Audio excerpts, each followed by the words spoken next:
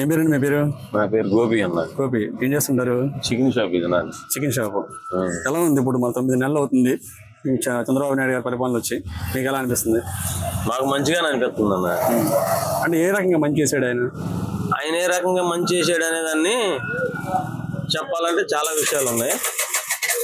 ఇప్పుడు Polavaram project pending లో ఉంది, దాన్ని కంప్లైంట్ చేస్తున్నారు. అమరావతిని వదిలిపెట్టేశాడు జగన్. అడవి వేసిపోయి చెట్లు పొదలు వదిలేసి రైతులు పాదయాత్రలు చేసి నానాగం అయిపోయి సావు మరణాల వరకు వెళ్ళారు. ఆనాడు జగన్మోహన్ రెడ్డి గారు అసెంబ్లీలో అందరి ముందు నాకు అమరావతి ఇష్టమేను, ఈ 35,000 ఎకరాల ప్రాజెక్టుకి అవసరం అని చెప్పిన ఆయన మళ్ళీ వద్దని దాన్ని అక్కడ వదిలేసాడు. పోలవరాన్ని గాడిని పెట్టేశాడు. రివర్స్ టెండరింగ్ అని వెళ్ళాడు, దాన్ని ఏం చేయలేకపోయాడు. ఏది నిరాభరణ ఆధారం అనేది లేదు. పథకాల వైపు వెళ్ళాడు, రోడ్లు శూన్యం చేశాడు. ఉన్న ప్రాజెక్టులు కూడా తిరిగి రిటర్న్ వెళ్ళిపోయినాయి. అన్ని శూన్యం అయిపోయినాయి కాబట్టి ప్రజలు నమ్మి కూటమి ప్రభుత్వం వైపు వెళ్ళి వచ్చి ఆయన అలా అంటలేదు అన్న. నేను ఏం చేసాను నాకు తెలియట్లేదు, అర్థం అవ్వట్లేదు. నేను ప్రజలందరికీ కూడా మంచి చేశాను, అందరికీ అన్ని పథకాలు. మంచి చేస్తే నీ అనుమానం ఉంటాంగా. ఇప్పుడు నువ్వు మంచి చేసావు సార్, నీతో ఉంటాం. ఈయన మాకెందుకు ఇంకా అవన్నీ చేస్తే పోలవరం రాజధాని స్టీల్ ప్లాంట్ విషయంలో మాట్లాడాల. 25 మంది ఎంపీలు నేనేదో చేస్తానన్నాడు. ప్రత్యేక హోదా తెస్తాను, నరేంద్ర మోడీ మెడలో ఉంచుతానన్నాడు. శూన్యం, ఏమీ లేదు. ఎన్నిసార్లు వెళ్తున్నాడు, వస్తున్నాడు, అసలు ఏం జరిగింది చెప్పడు ఎవడికి. ఎప్పుడు నవ్వుతా వస్తాడు, నవ్వుతా వెళ్తాడు. ఎందుకు నవ్వుతాడో అర్థం తెలియదు మాకు. ఒక ఓటర్ గా మేము ఒక ఆంధ్రాలో పుట్టాం కాబట్టి ఒక పౌరుడికి మాకు బాధ్యత ఉంటది రాష్ట్రం పట్ల. నాకు న్యాయం జరగక్కర్లా, పక్కనోడికన్నా మేము అనుకుంటాం. ఎవడ కస్టమర్ చేసుకు బతికే రోజులు ఒకడొకడు పెట్టక్కర్లా. రాష్ట్రం అభివృద్ధి జరిగితే నేను కాకపోయినా నా బిడ్డలు వాళ్ళ బిడ్డలు ఎవడో చిన్నపాటు ఉద్యోగం చేసుకుని ఏదో వృత్తి చేసుకుని బతుకుతాం. అభివృద్ధి అనేది వదిలేసి నాకు 10,000 ఈయన 10,000 ఇస్తే నా అవసరానికి నేను, ఈయన అవసరానికి ఈయన వదిలేస్తే అక్కడ అప్పు పెరిగిపోద్ది. కానీ అభివృద్ధి ఎలా జరుగుద్ది? ఇప్పుడు 10,000 అవసరం, ఇంటికి 10,000 అవసరం అయినప్పుడు నేను కష్టపడి సంపాదిస్తే అది వాడుకున్న కడుపు నిండా ముద్దాను తిని పడుకోగలుగుతాం. అది మానేసేసి ఎక్కడో నేను ఇంటికి యజమాని అని ఈయన దగ్గరికి వెళ్ళి 1,00,000 రూపాయలు అప్పు తెచ్చి ఇద్దరు కొడుకులకి 10,000 ఇచ్చి భార్య 10,000 ఇచ్చి అయిపోయినప్పుడు అలా ఈయన దగ్గర అప్పు పెరిగిపోతుంది. నా ఇంట్లో రూపాయి ఇంట్లో ఎక్కడ వస్తుంది? ఎవరికి ఇస్తాను? లాస్ట్ టైం మీ ఓటు ఎవరికి ఇస్తున్నావు? నేను ఎప్పుడు పోయినసారా? పోయినసారి జగన్కి వేసాం. వేసాం. ఈసారి ఇలా టీడీపీకి వేసాను. మనసు నచ్చలా, ఏదో చేస్తాడు అనుకున్నాం. తండ్రి చనిపోయాడు, జైలుకి వెళ్ళాడు, షర్మిల రోడ్లు మీద పాదయాత్ర, తల్లి ఓదార్పు యాత్ర, ఇవన్నీ చేశారు. ఏదో తండ్రి లాగా అంత చేయకపోయినా కొంతవరకు జనాలకు న్యాయం అయితే జరుగుతుంది. ఇప్పుడు లాస్ట్ గవర్నమెంట్ లో జగన్మోహన్ రెడ్డి ఉండగా కొంత అప్పులో ఉంది రాష్ట్రం. అవును, ఇప్పుడు అదే అప్పులో ఉంది. అంతగాని ఇప్పుడు కూడా అంత ఎక్కువ ఉంది. అవును, ఇంత అప్పుల్లో ఉండి కూడా చంద్రబాబు నాయుడు సూపర్ 6 అనే కొన్ని హామీలు పెట్టాడు. అవును, అవన్నీ కూడా నెరవేరుస్తారని నమ్మకం మీకుందా? 100% ఉంది నాకు. ఏ రకంగా ఉంటుంది? తన టాలెంట్ పర్సన్, తన బ్రెయిన్ చాలా షార్ప్ గా ఉంటది. తనకున్న టెక్నాలజీ వేరు, తన ఆలోచన విధానం వేరు. తన మైండ్ ఎప్పుడు అభివృద్ధి వైపు ఏం చేస్తే పైకి వెళ్తామా, ఏ రకంగా బిజినెస్ డెవలప్ చేయాలనే ఆలోచనతో ఉంటాడు. జగన్మోహన్ రెడ్డి గారు అలా ఆలోచించాల. ఈడికి 10,000 ఇద్దామా, ఆడికి 10,000 ఇస్తే కొంచెం వీళ్ళందరూ నాకు ఓట్లు వేస్తారని ఆలోచించాడు. ఈయన అట్లా ఆలోచించాల. ఒక పరిశ్రమ వస్తే దీని నుండి ఒక ఇన్కమ్ వస్తుంది. ఈ ఇన్కమ్తో ఒక రాష్ట్రానికి ఇంకో ప్రాజెక్ట్ అవ్వచ్చు. దాని నుండి ఒక రోడ్డు, ఒక కంపెనీ, ఒక ప్రాజెక్టు, లేకపోతే ఒక బ్రిడ్జి లాంటివో, ఇలాంటి వాటి కోసం ఆలోచిస్తున్నారు. పక్క దేశాలు మన రాష్ట్రంలో పెట్టుబడి పెట్టాలంటే భయపడుతున్నాయి. ఏమో మళ్ళీ జగన్మోహన్ రెడ్డి వస్తాడు ఈ 4 సంవత్సరాల తర్వాత అని చెప్పి అంటున్నారు. రావడం అనేది జరగదు, ఆశ లేదు. అసలు రావటం జరగదు, ఇప్పటికీ జరగదు. ఎందుకు జరగదు అంటే జగన్ గారిని చూశారు ఒకసారి, తన విధానం ఎలా ఉందో చూశారు, తన నాయకులు ఎలా ప్రవర్తించారో చూశారు, పార్టీలో ఉన్న వాళ్ళు ఏ భాషా విధానం మాట్లాడారో తెలుసుకున్నారు. తను ఎంత కండిషన్ చేయగలిగాడు, ఎంత చేయలేకపోయాడు ప్రజలందరూ తెలిసింది కాబట్టి 151 ఉన్న వ్యక్తిని తీసుకొచ్చి 11 సీట్లకు పరిమితం చేయగలిగారు. అది నేను అక్కడ నువ్వు అక్కడ అనుకుంటా జరిగేది కాదు. ప్రజలందరూ అనుకున్నారు కాబట్టి అది సాధ్యమైంది. వీళ్ళు స్కాన్ చేశారు, దీని పేరేంటి, ఈవీఎంలో స్కాన్ చేశారు. అట్లా ఈవీఎంలకి స్కాన్ చేశారు అనేది 2 నిమిషాలు మాట్లాడదాం. ఈవీఎంలో స్కాన్ చేస్తే కేంద్రంలో ఉన్న నరేంద్ర మోడీ గారు ఇండియా మొత్తానికి మెయిన్ హెడ్ ఆయన. 29 రాష్ట్రాలు ఆయనే చేసుకోగలుగుతాడుగా. ఆయనకి 400-500 సీట్లు వస్తాయిగా. 500 పైన సీట్లు ఎంపీ సీట్లు ఉన్నాయి మనకి పార్లమెంట్. 400 తెచ్చుకోగలుగుతాడుగా. మరి ఆయన చేయలేంది వీళ్ళు ఎలా చేయగలుగుతారు? ఇవన్నీ అపోహలే. మరి అలాంటప్పుడు 23 సీట్లు టీడీపీకి వచ్చినాయి, 151 వైసీపీకి వచ్చినాయి. అప్పుడు జగన్ గారు స్కాన్ చేశాడా? అంతేగా, స్కాన్ చేయాల. జగన్ నమ్మారు, ఓట్లు వేశారు. జగన్ మీద నమ్మకం పోయింది, కూటమి ఓటేశారు. అప్పుడు నమ్మారు, జరిగింది. ఇప్పుడు ఓడిపోయి ఉన్నారు. ఆయన 11 సీట్లు వచ్చాయి జగన్మోహన్ రెడ్డి. అవును, ఆయన అసెంబ్లీకి రావట్లేదు. ఎందుకని? ఆయన రాడు. ఆయనకి వెనకాల భజన చేసేవాళ్ళు కావాలి.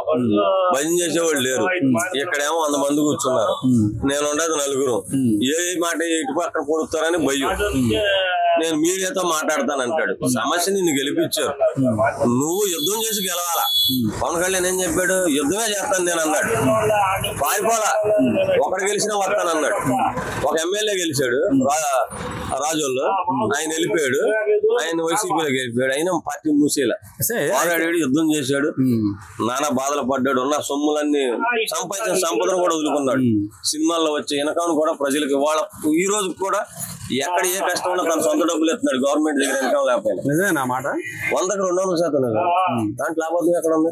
ఆంధ్ర ప్రజలందరికీ తెలుసు, పిల్లోడి నుండి తల్లి వరకు అందరికీ తెలుసు. దాంట్లో ఎవడో మోసం చేసేది కదా, అబద్ధం కదా, రియల్ గా కనపడుతుందిగా. కానీ ఒక పార్టీ అధ్యక్షుడిగా ఉన్నప్పుడు ఎవరైనా సరే రాష్ట్రానికి ముఖ్యమంత్రి అవ్వాలనుకుంటారు.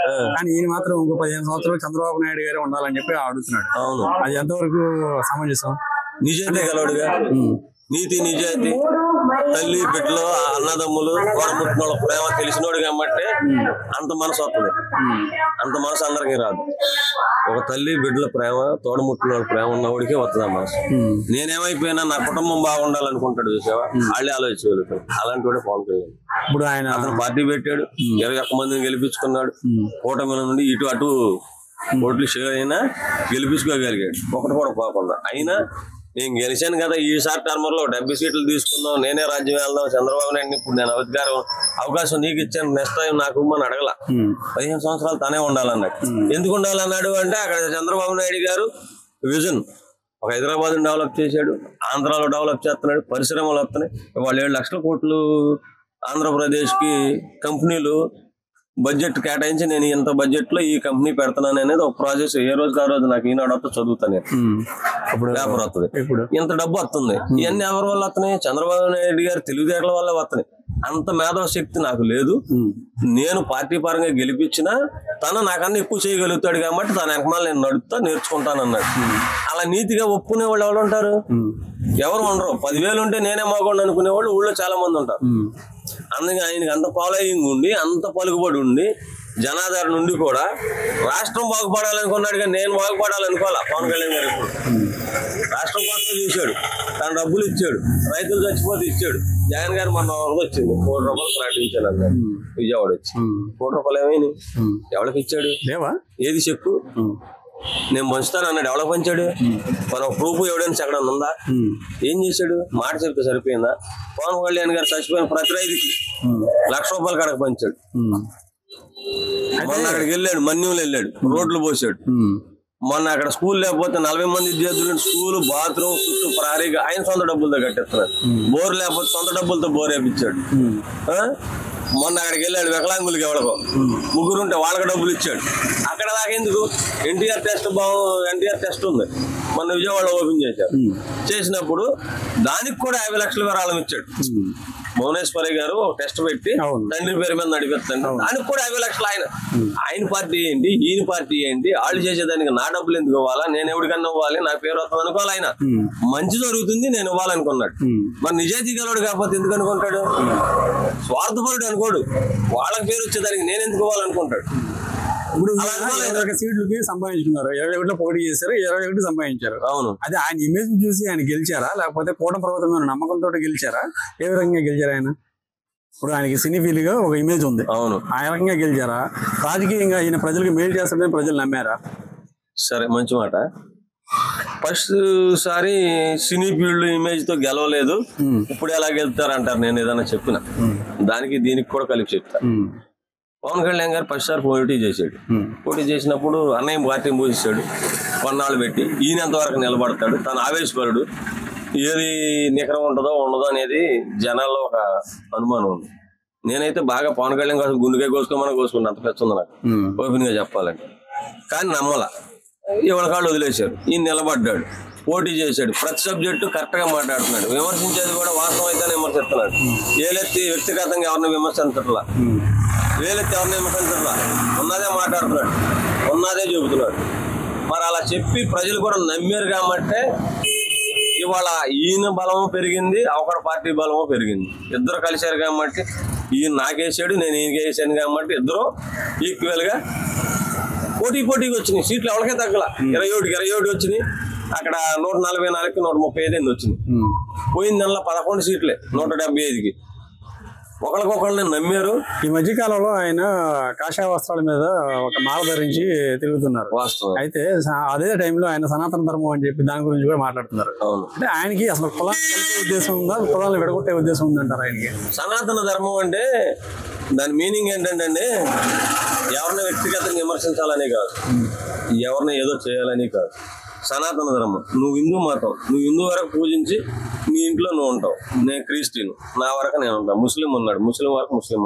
అందరూ ఎవరికారు అందరూ కలిపి సనాతన ధర్మం అన్నాడే గాని హిందువులు ఏదో ముస్లింలు చేయాలని, ముస్లింలు ఏదో క్రిస్టియన్ చేయాలనేది కాదు దాని వ్యక్తిత్వం. వివరంగా చెప్పాడు కూడా. సనాతన ధర్మం అంటే ఎవరి మతాన్ని వాళ్ళు పోషించుకోండి, ఒకళ్ళ మీద ఒకళ్ళు వెళ్ళొద్దు, ఒకళ్ళ మీద ఒకళ్ళు కక్షలు పెంచుకోకుండా ఉండడం అనేది సనాతన ధర్మం అని చెప్పాడు. దీన్ని వీళ్ళు వేరే రకంగా చూపించి చెప్తున్నారు. అది కరెక్ట్ కాదు. అది తెలియకపోతే ఒకసారి న్యూస్ పేపర్ లేకపోతే మీలాంటి తెలిసిన వాళ్ళు అడిగితే వివరం చెప్తారు. మనకు మనం ఆలోచించుకుని ఒకళ్ళ మీద బురద జల్లే పరివర్తనం తప్పితే ఇది ఒరిజినల్ అయితే కాదు. అలా పవన్ కళ్యాణ్ గారు ఎవరి మీద విమర్శించలేదు, ఏ కుల మతాన్ని తక్కువ చేసి మాట్లాడలేదు. ఇది 100% రాంగ్ అంటాను అలా అంటే. మట్టి ఓవరాల్ గా వీళ్ళిద్దరూ కూటమి ప్రభుత్వంలోనే ఉన్నారు. ఇలా ఇంకెన్నాళ్ళు కలిసి ఉంటారంటారు? రేపు రాబోయే ఎన్నికల్లో కూడా వీళ్ళు కలిసే పోటీ చేయగలుగుతారా? కలిసే పోటీ చేయగలుగుతారు. అప్పటి వరకు కూడా ఎటువంటి మనస్పర్ధలు రాకుండా? మనస్పర్ధలు ఆల్రెడీ చెదురు మదురుగా ఉన్నాయి. దాన్ని కూడా పవన్ కళ్యాణ్ గారు ఓపెనింగ్ అని చెప్పాడు.